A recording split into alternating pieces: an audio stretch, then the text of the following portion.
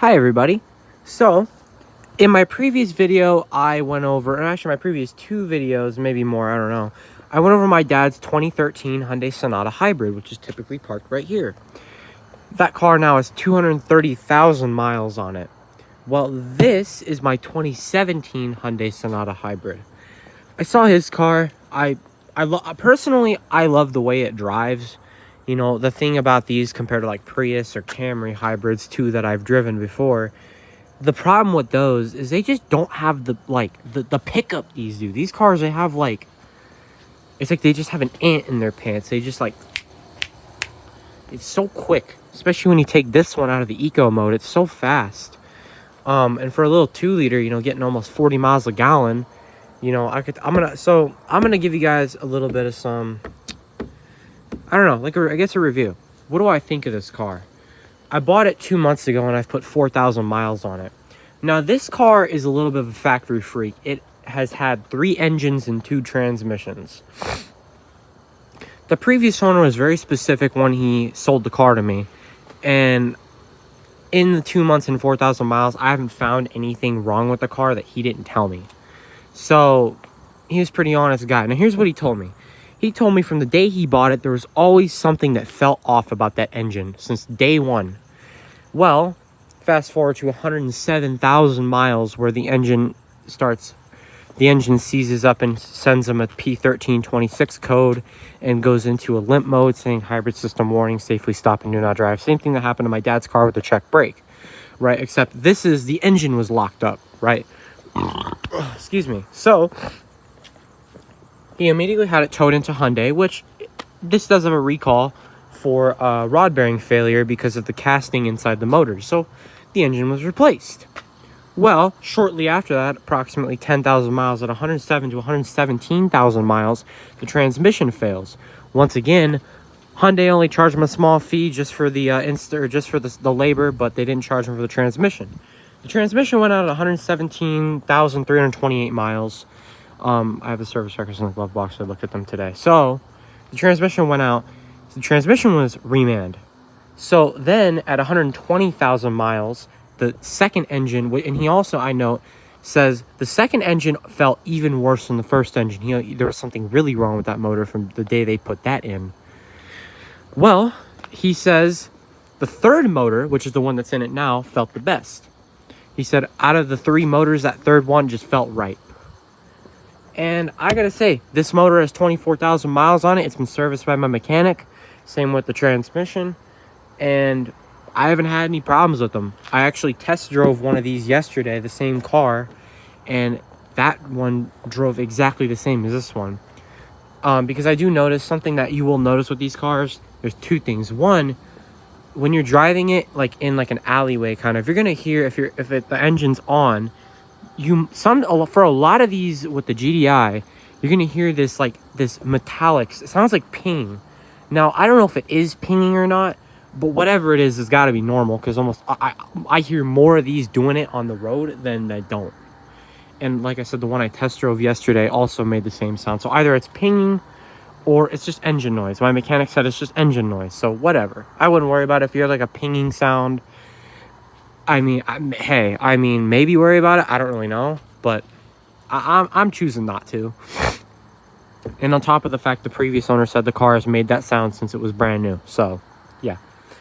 Another thing with this car is you'll notice this one compared to the one before, the 13 that my dad has, and this is the 17.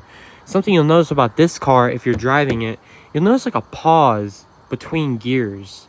Like it'll feel like it just loses power for a second. That's normal because this does it, and so did that other one. And I've also spoken to a couple owners of these. They have that little pause. I think it's just the electric motor letting off because it's not so much of a shift as it is just a power delay, right? Another thing I love about this car compared to my dad's or even a lot of other hybrids is we come over to the trunk. Where's the hybrid battery? It's underneath here. Something that this car gives you that not even the Priuses give you. Actually, the Priuses do give you, but you get your battery. The battery is under where the spare tire would have been. So, meaning you could fold the back seats down and put like a bike or a ladder or some 2x4s back there. So you could be riding around, pimping around your Sonata hybrid, and you could be carrying, construction materials back there. This is the limited trim, so this has every feature. It does not have the ultimate package, so no heated back seats. Unfortunately, I have put a couple holes in these because I do a lot of work in this car. It's my work. It's my work car. And yeah, but coming into the back seats here, and oh my gosh, this leather, I love it. I have friends that ride back here, so these seats are a little bit dirty from them, but not to worry. They haven't been riding in here in a while because I got my stuff back here now. But you do get a panoramic sunroof. You get these little visors on the window here, so, the backseat passengers can not be blinded by the sun. Great Uber vehicle. I was thinking to sell it to my dad, but now I'm realizing I don't really want to sell it to him because he's just going to beat the crap out of it. But this would be a great car to Uber in because, can you imagine riding back? And these back seats are brand new. The guy even told me he never, other than his dog, he never really had anything but going on back here. So, but yeah, and then the fake wood, which I think is just amazing, beautiful. And the lights are pretty dope too. So, the back seat, I've shown you the trunk. We're gonna go inside the car now, into the cockpit, the driver's side. Entering the driver's side, it's a very luxurious interior, I gotta say. The day I bought this car, it was just something about this interior that I loved it. I fell in love with it the moment I got in this car and test drove it in that Centennial Park parking lot. So this is the limited trim, so you do get cooled seats, heated seats, you get electronic parking brake, auto brake hold. Oh, you have to close door, hood, trunk, fasten seat. Yeah, okay. Oh, you can't use auto hold if your seatbelt isn't on. I didn't know that. This car, it does give you a manual shift mode, which I think is pretty stupid, but it's there. It's also good if you want to charge the hybrid battery a little bit faster. You can just pop it down a gear and just kind of rev the gas pedal. And I always keep it on this energy flow because you can kind of just like meter your foot to either charge the battery, get more power, better gas mileage, or just stay in EV mode. So that's why I keep it in the energy flow, because the energy flow determines your gas mileage, which I'm getting 36 and I'm almost out of gas. So, but I can still probably get another few days out of this tank, by the way. Both the windows in the front are auto. The back ones are just manual.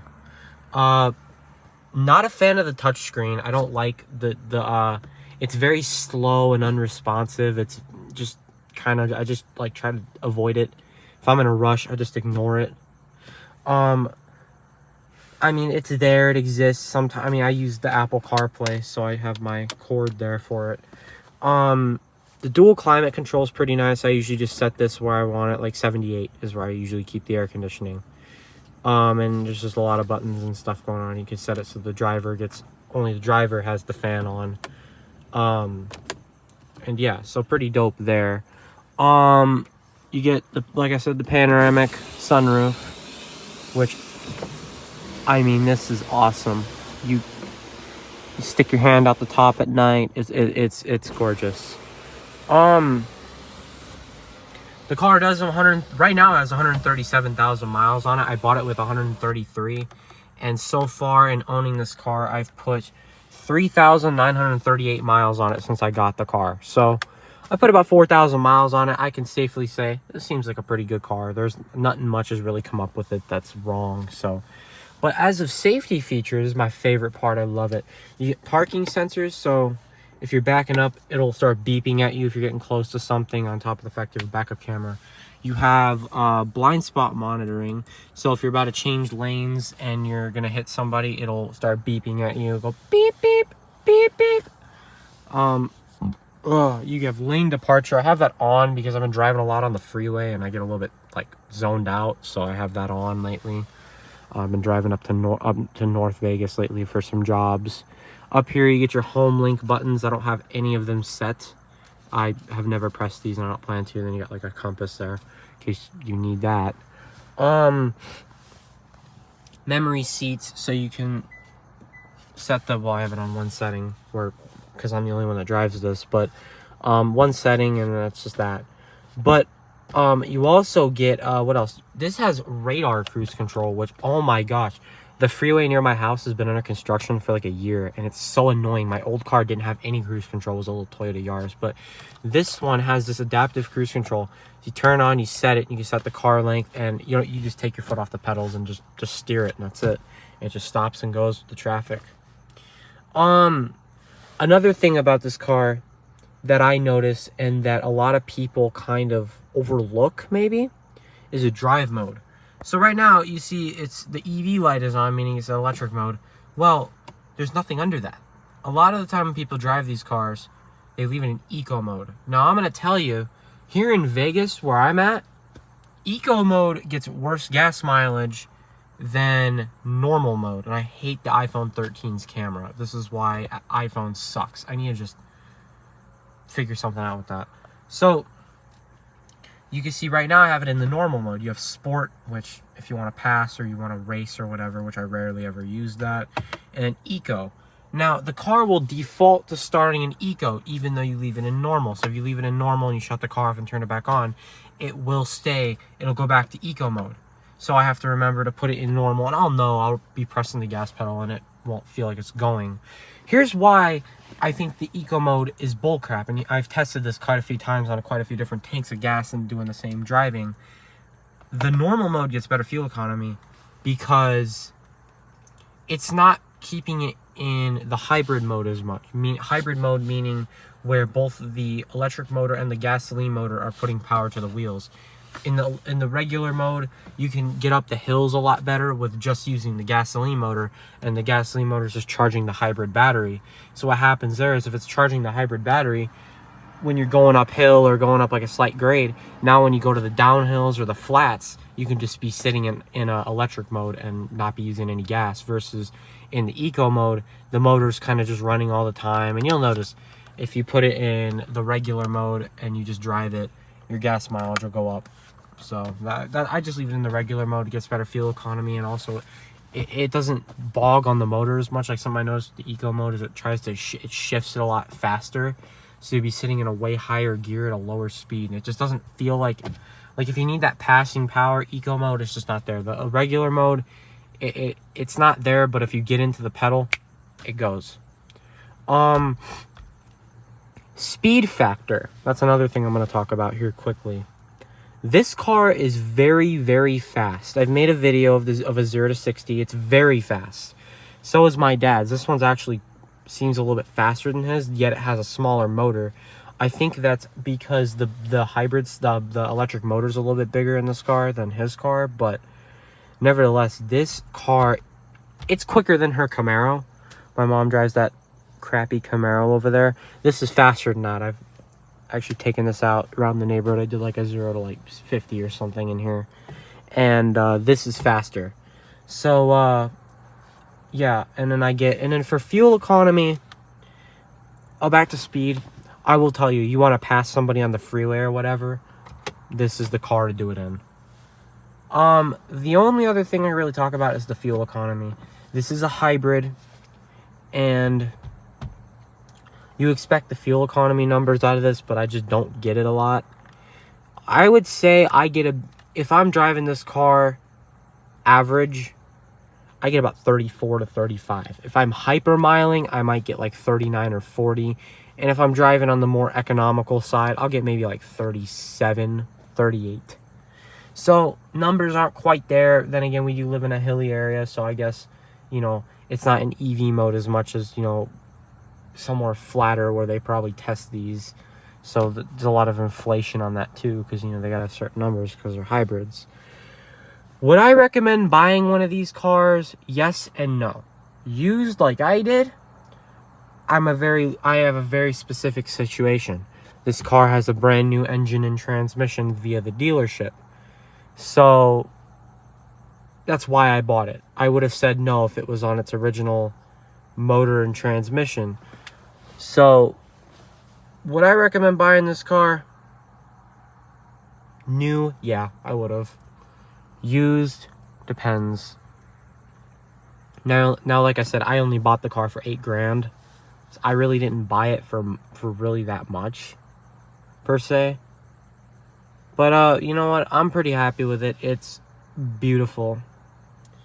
It's fast. And it's everything I've wanted out of a car. So I'm happy with it. And until it breaks or the motor seizes up for a third time or the transmission blows up or something, I'm going to just keep driving it, because at the end of the day, I'll probably get another year out of this at least. You know, I've been dropping off the miles a little bit. I'm not driving it as much. So I do expect to get like another year out of it. And even then, I'll have money for something better. So I'm not really worried about it. But aside from that, though, gorgeous car. And that's it. I mean, gosh, this is better than the Toyota, better than the Honda, better than the Prius.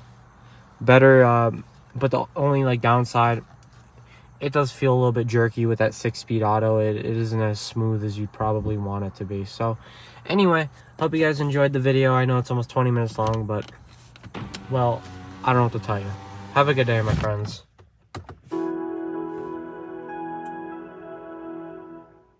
And I do want to start up.